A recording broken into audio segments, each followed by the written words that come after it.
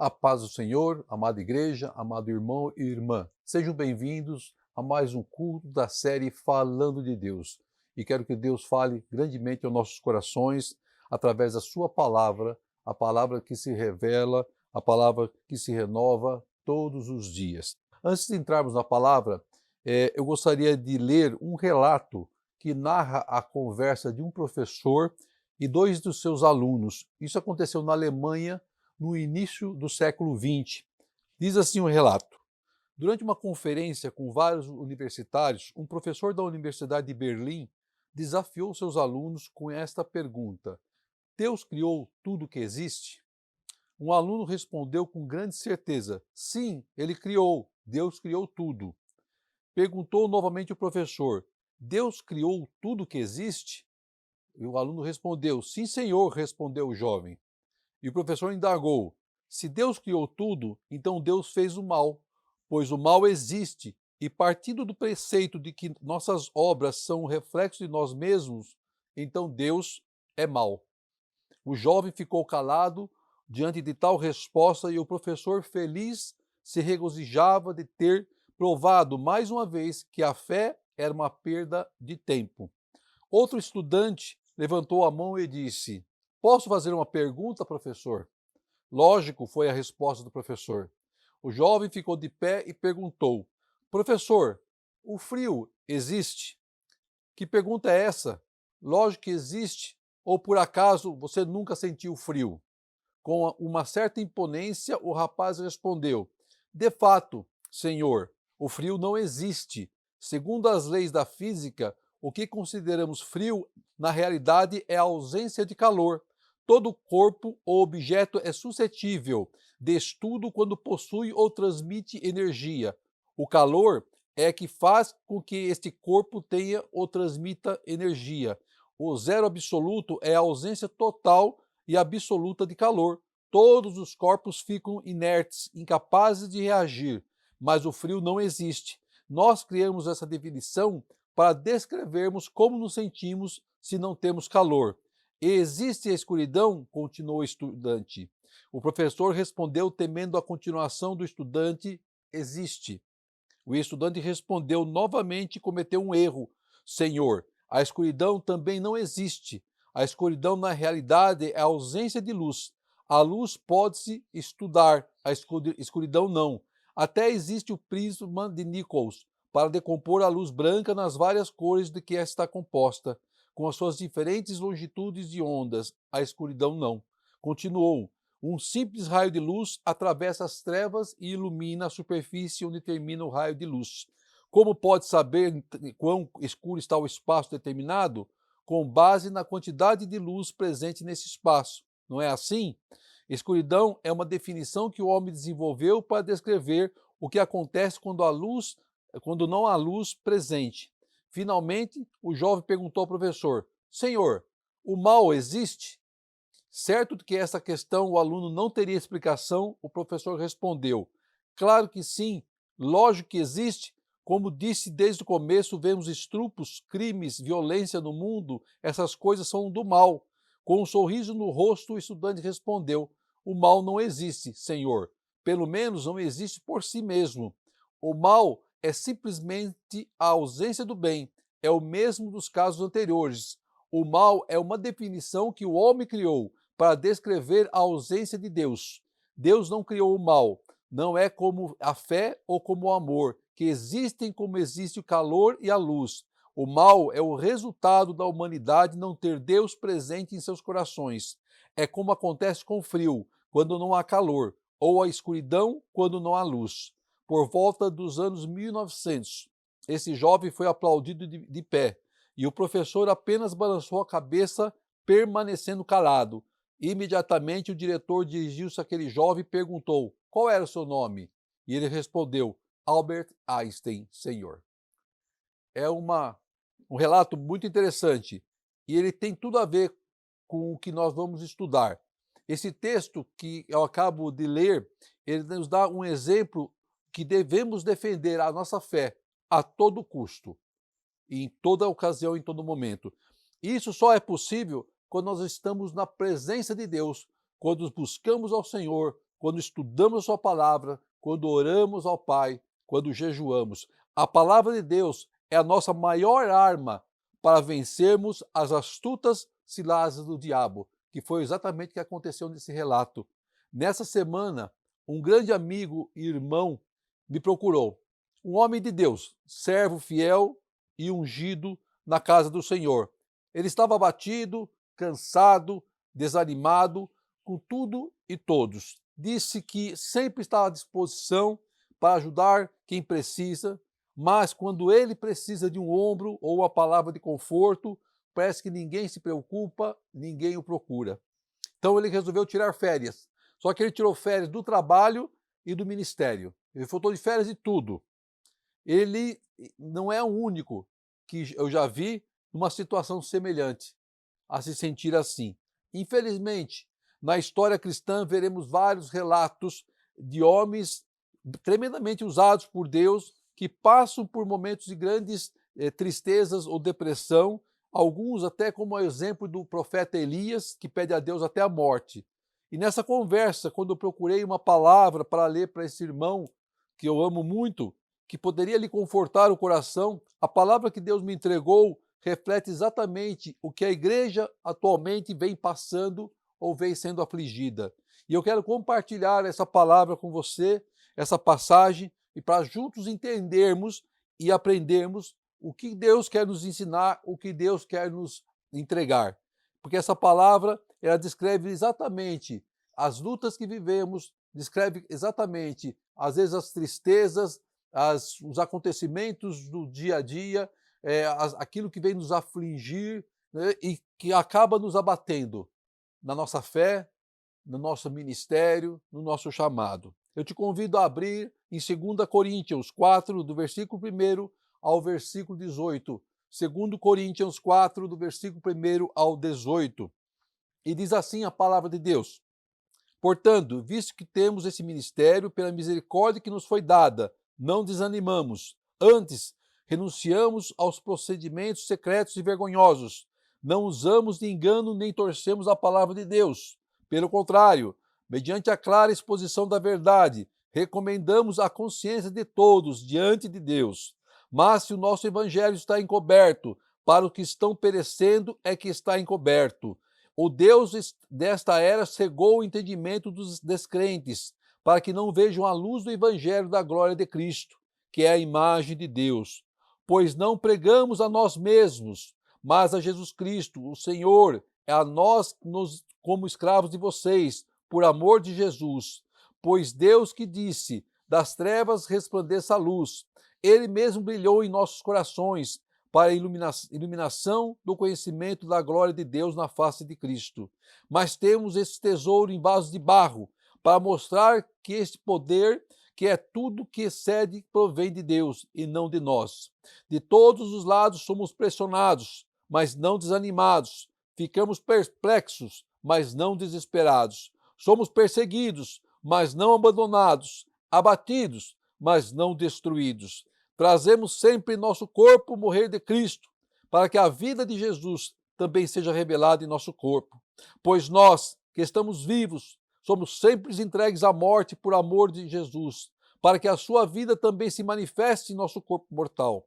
De modo que em nós atua a morte, mas em vocês a vida. Está escrito: cri, por isso falei. Com esse mesmo espírito de fé, nós também cremos e por isso falamos. Porque sabemos que aquele que ressuscitou ao Senhor Jesus Cristo dentre os mortos, também nos ressuscitará com Jesus e nos apresentará com vocês. Tudo isso é para o bem de vocês, para que a graça, que está alcançando um número cada vez maior de pessoas, faça que transbordem as ações de graça para a glória de Deus. Por isso, não desanimamos, embora exteriormente estejamos a desgastar-nos, interiormente estamos sendo renovados dia após dia, pois os nossos sofrimentos são leves e momentâneos, então produzindo para nós uma glória eterna que pesa mais do que todos eles.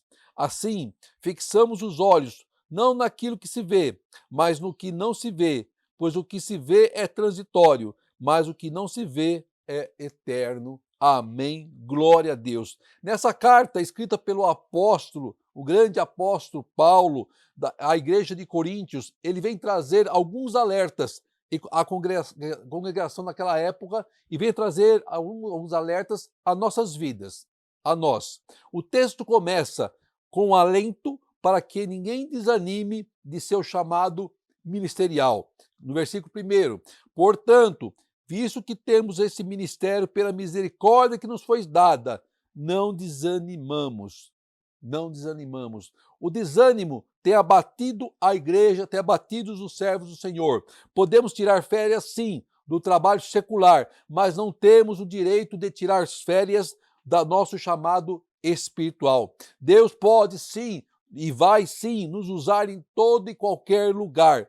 Eu e minha esposa já tivemos várias experiências em viagens de férias, onde nós pregamos a palavra de Deus, seja dentro de um avião, seja num hotel, seja em qualquer lugar. Porque quando Deus tem uma alma a ser salva, Ele coloca essa alma no nosso caminho, para que nós possamos ser usados segundo a sua vontade. Achamos que estamos indo nos divertir e passear, mas também estamos indo para fazer a obra de Deus, porque Deus tem propósito para todo aquele que necessita ser salvo, ser resgatado, ter suas feridas curadas, ter sua alma que está abatida, renovada. E em seguida, Paulo também alerta sobre o perigo de distorcer a palavra de Deus. Isso é um grande perigo. No versículo 2 e 3 diz, antes renunciamos aos procedimentos secretos e vergonhosos, ao pecado. Não usamos de engano nem torcemos a palavra de Deus. Pelo contrário, mediante a clara exposição da verdade, recomendamos-nos à consciência de todos diante de Deus. Mas se o nosso evangelho está encoberto, para os que estão perecendo é que está encoberto. Tentar ocultar ou deixar encoberto a verdadeira essência do evangelho é pecar contra Deus, irmão. Tentar justificar o injustificável ou encobrir o pecado, distorcendo a palavra de Deus, é pior do que praticar um pecado, às vezes, mortal. É distorcer as coisas de Deus.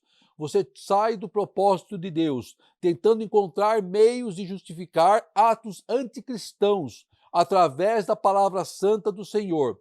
Isso é pecar contra Deus. A palavra do Senhor, ela se renova todos os dias e nela temos a palavra profética. É dela que temos o alimento, é dela que temos a força que precisamos para a nossa caminhada cristã. Aí o versículo 4 diz assim, o Deus desta era cegou o entendimento. O Deus dessa era é Satanás, porque está em letra minúscula, o Deus. Cegou o entendimento dos descrentes, para que não vejam a luz do evangelho da glória de Cristo, que é a imagem de Deus. Satanás, a qual a palavra se refere, é o Deus da era. Ele vem para cegar o entendimento do cristão, do evangelho para aqueles que são incrédulos. Ele vem para atingir os descrentes, vem para atingir os crentes, para que eles saiam do caminho da verdade. Ou cega os crentes com discórdias, mentiras, contendas, tirando totalmente eles da visão de Cristo. Veja o quão sutil age as trevas dentro da igreja, na tentativa de cegar o homem, na tentativa de cegar o escolhido, criando armadilhas e artimanhas contra nós. Jesus é a imagem de Deus e ele veio para revelar o caráter da divindade do Deus Pai. Aí o versículo 5 diz, pois não pregamos a nós mesmos, mas a Jesus Cristo, o Senhor, a nós como escravos de vocês, por amor de Jesus. Os discípulos de Jesus Cristo não falam de si mesmo. Ele fala de quem? Fala de Cristo. Ele não fica falando de si. Ele não é egocêntrico. Ele não é idolátrico. Ele fala do Cristo. Ele fala do Mestre. Ele vive para exaltar a Jesus. Sabemos que o homem não há esperança, mas em Deus sim. Então o verdadeiro cristão está ali para exaltar o nome de Deus. Púlpito não é palco. Não é lugar para se desfilar, para fazer show, é para se pregar a palavra de Deus, é para se humilhar na presença de Deus. Aí o versículo 6 diz assim, pois Deus que disse, das trevas resplandece a luz. Das trevas resplandece a luz. Somente o Criador disse: haja luz, para iluminar a terra. E é Ele que pode iluminar as nossas vidas. Somente Ele pode iluminar as nossas vidas. Se nós compararmos essa passagem de Paulo, que ele faz nesse verso, é que Deus ilumina os nossos caminhos e nos tira das trevas. Somente Deus pode fazer isso. O homem não pode e não tem o poder de fazer isso. Nem se ele colocar um monte de luz em cima do púlpito na testa dele.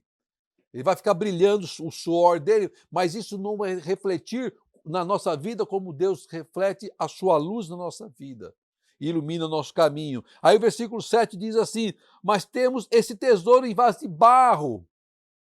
Paulo se considera um vaso de barro e que continha um tesouro inestimável, o Evangelho. Ou seja, ele se humilhava a Deus, à presença de Deus. Então ele reforça a ideia de que nós, seres humanos, somos frágeis, somos imperfeitos, mas o Deus que habita em nós é o tesouro que deve ser refletido. É isso que Paulo está dizendo nesse versículo. Como ele mesmo diz, né, diz lá em João Batista, que nós diminuamos e que ele, Jesus, cresça em nós.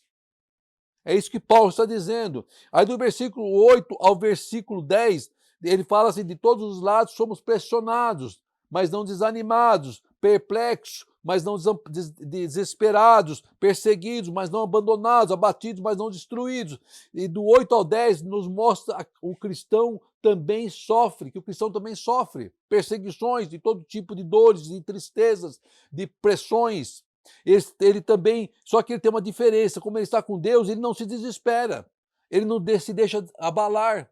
A luta faz parte da nossa caminhada, da sua caminhada, mas não devemos esmorecer, em hipótese alguma. Por isso Deus nos chama de valentes e corajosos. Então não desista do seu chamado, do seu ministério, do propósito que Deus colocou na tua vida. Continue a caminhar de vitória em Cristo Jesus. Lutas sim virão, mas você será vencedor em todas elas. Do versículo 11 ao versículo 13, Paulo diz que o mesmo que ele falou quando ele fala lá em Filipenses: porque para mim o viver é Cristo e o morrer é lucro, ou é ganho, em algumas outras passagens, quando ele diz lá: porque nós que estamos vivos somos sempre entregues à morte por amor de Jesus.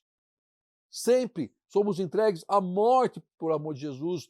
Todo sacrifício, dores, perseguições em nome do Evangelho nos faz mais forte. Nós pregamos isso no culto passado, porque quando estou fraco é quando estou forte.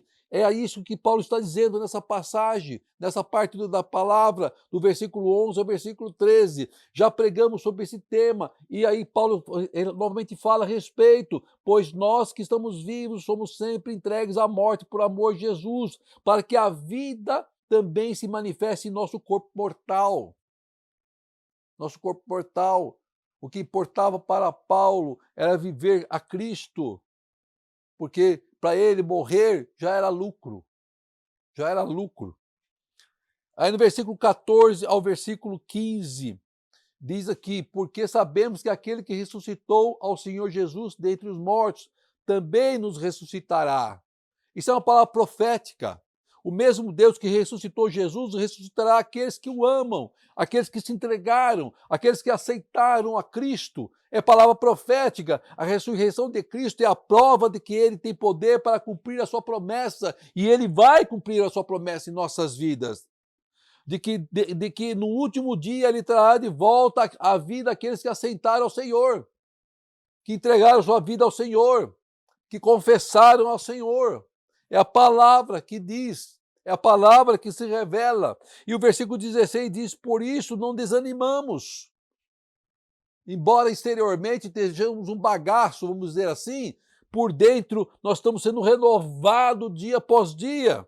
O apóstolo está nos dizendo que o corpo carnal vai envelhecer, sim, vai se cansar, sim, vai ficar com marcas, sim, mas a nossa fé deve se renovar dia após dia, através da palavra viva. Vamos nos alimentando para a nossa longa caminhada.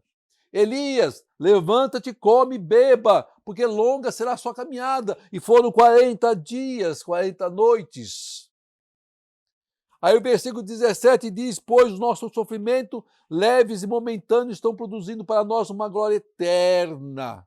Nosso sofrimento nessa vida não se compara com a glória que nos aguarda na eternidade. Com certeza, no dia da volta de Cristo, nossas lutas, sofrimentos, tristezas, traumas serão todos esquecidos, porque nós estaremos vivendo com o Pai, estaremos na presença do Pai, estaremos com o Pai e o Pai vai suplantar tudo aquilo que passamos na terra. É por isso que nós vivemos pela fé.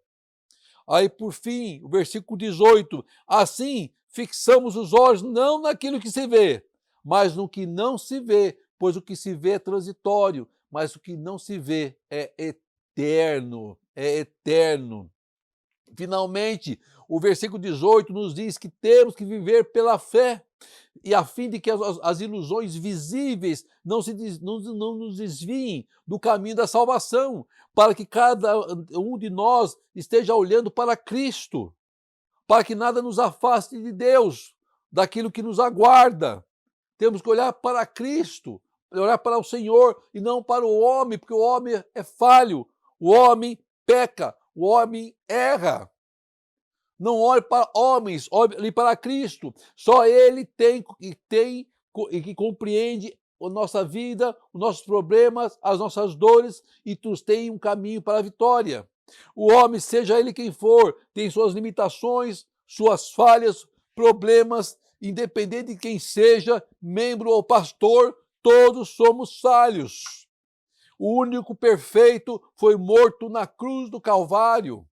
Cristo é o único que não falha e não falhará nunca.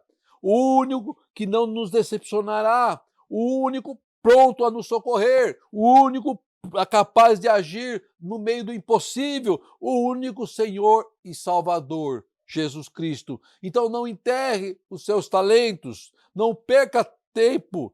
Não espere o amanhã. Faça hoje. Se você já aceitou a Cristo, hoje Ele já vai te renovar, vai estar com renovo sobre a tua vida. Se você ainda não aceitou a Cristo, não espere o amanhã. Escreva para nós, peça uma oração a nós. Nós vamos interceder por você e Deus vai te encher com o Espírito Santo. Seja livre das armadilhas e das amarras do diabo. Viva pela fé em nome de Jesus. Eu quero orar por vocês, quero orar agradecendo a Deus por essa palavra e que você tenha um renovo do Senhor, que suas forças sejam restabelecidas, que você creia que a promessa de Deus vai chegar sim nas suas mãos.